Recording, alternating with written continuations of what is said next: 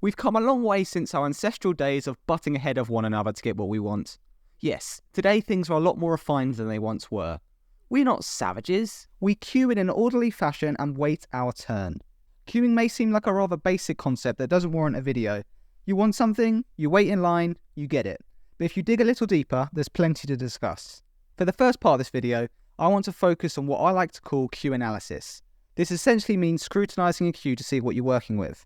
As you should know from experience, queues can differ greatly depending on the situation.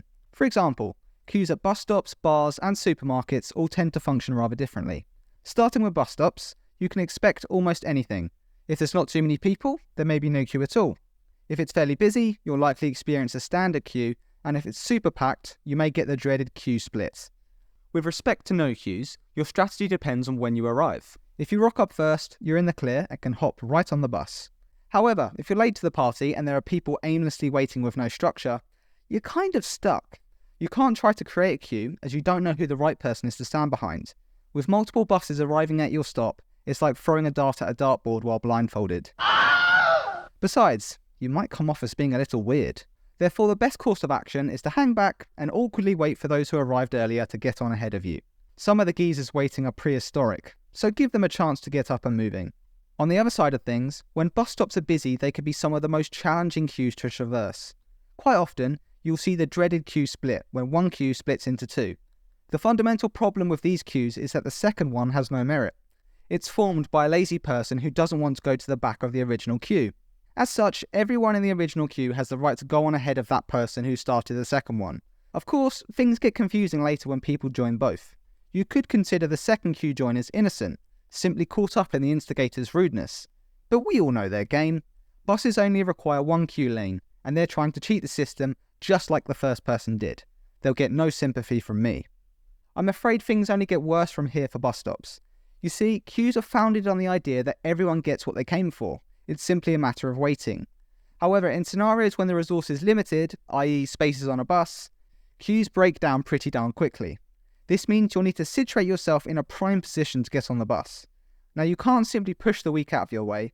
However, you can make moves to subtly block people from getting in front of you and use lots of small steps to shadow the person in front. It's not pretty, but hey, it gets the job done. But enough about bus stops. Let's talk about a more typical queue setting, such as supermarkets. Here you'll really have to put your queue analysis skills to the test. With multiple queues on offer, you need the ability to instantly determine which is the best one to join. Time is money, and precious seconds spent analysing each queue could see people dart in ahead. As such, with a simple glance, you need to take it all in. The number of items, those pesky products that never scan, the person scanning, and of course the shopper. Together, each of these qualities will paint a picture. It's the last one though, the shopper, that you really need to pay attention to, as they can add serious delay to your checkout. From a mere glimpse, you need to soul read this individual on a molecular level. Do they look like the kind of person to count out pennies to pay their total? Or perhaps they're simply ancient and pack bags like they've been hit by a potion of slowness. In either case, avoid both queues like the plague, or you'll regret it. Of course, you usually have the option to go the route of self-checkout if you're using a basket instead of a trolley. It takes the guesswork out of queuing and may well be quicker, but lots of folks, including myself, prefer the standard checkouts. For boomers, it's laziness and wanting to make workers earn their salary. But for me, it's laziness and wanting to browse Reddit for a few minutes while I wait because my attention span is cooked. Besides the trouble of selecting the right queue, you may also find yourself in a race with another shopper. This occurs when you both select the same queue at the same time. In almost every scenario, you will clock one another and recognise the race is on. You've got two options. Option 1, relinquish your claim to the queue in question and retain your modesty. Or option 2, pursue the queue and risk embarrassment. To secure the spot, you need to move faster than your adversary. But we're not on a racetrack here. Your aim is to move only as fast as you need to beat them, and nothing more.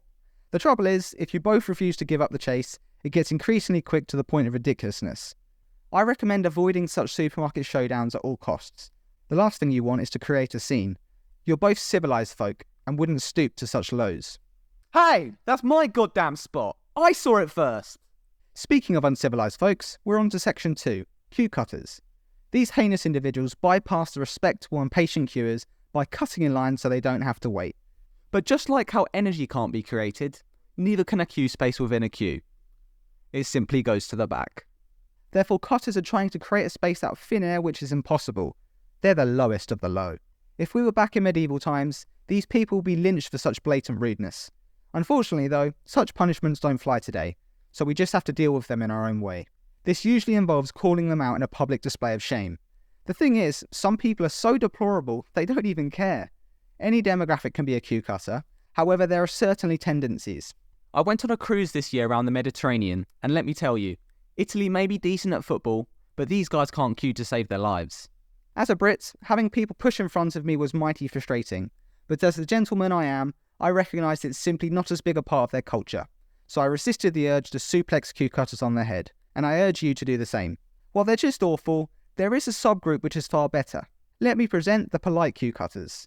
While these guys are doing the exact same act of cutting, they go about it in a polite way which changes everything. Rather than rudely butting in, they will actually ask you if they can squeeze in ahead. Most will give a plausible reason which evokes sympathy, such as being late for work. For all you know, this could be a load of crap, but the mere act of asking you changes everything. Us humans are simple creatures, and when handed an easy good deed such as letting in a polite person into a queue, we seize it almost every time.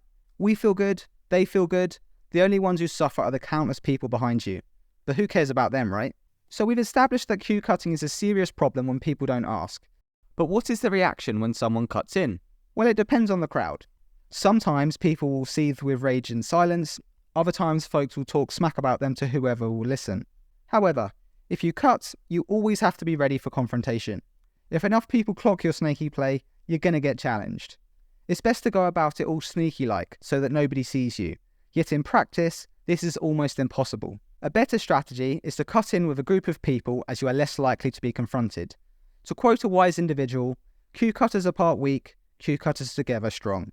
If you find yourself lacking in the company of like-minded individuals, try cutting in the line further towards the back. That way there are less people who will notice the move or feel inclined to call you out on your lousy behaviour. Another strategy cutters will try is the infamous "so-and-so saved me a spot" line. It's a dreadful excuse, but it doesn't stop people from using it. The reason this explanation is so woeful is because there is often no exchange taking place. These people are simply joining the queue without anyone leaving. Now, if their friend was holding their spot and swapped out of them, it would be a different story, but this seldom happens.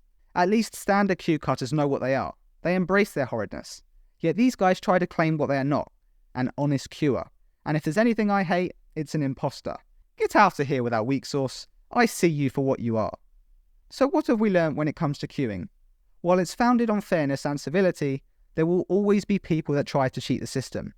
If you want to go this route, try to be polite about it, or at the very least create a distraction so that nobody sees.